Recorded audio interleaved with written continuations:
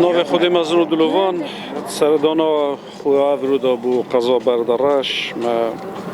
و تا چندک پروژه دمش کرنش که پروژه زور بونم نشیم برای بنیاتی با همی افدانین و کو چند روزه انتاگه دار کو برای بنیاتی هم بو مجموعه که پروژه دانین هم چند پروژه که یک بونده شیم برای بنیاتی بو دانین افرو باید 4 میلیارد و 585 میلیون و کسر که ما برای بنیاتی بو دو قطابخانه و هندک ریکال ناحیه روویا و بردرش و کلک دارت و هات ندانان السال پار من الجهدی که اعلان کردی از بیج من رقم خلط خواند خوی باید 66 میلیارد و 345 میلیون و 445 هزار و 915 دینار ما پروژه الوا یعنی پار حتی نوکم السنور قضا بردارش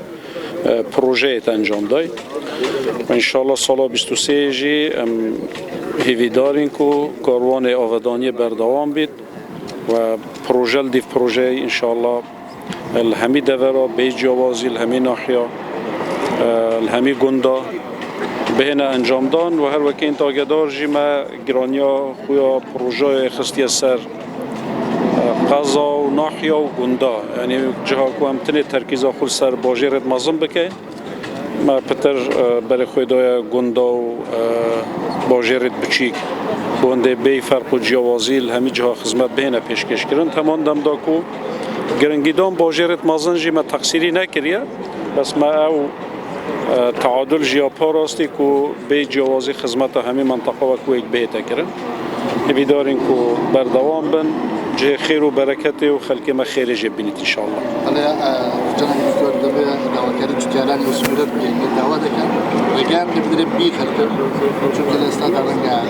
خلقانه ترسی و وش سالیه بیتو بالامکان انا ناوچه هیچ بریاره که او اوید کوپی اجازه رسمی ورگرتی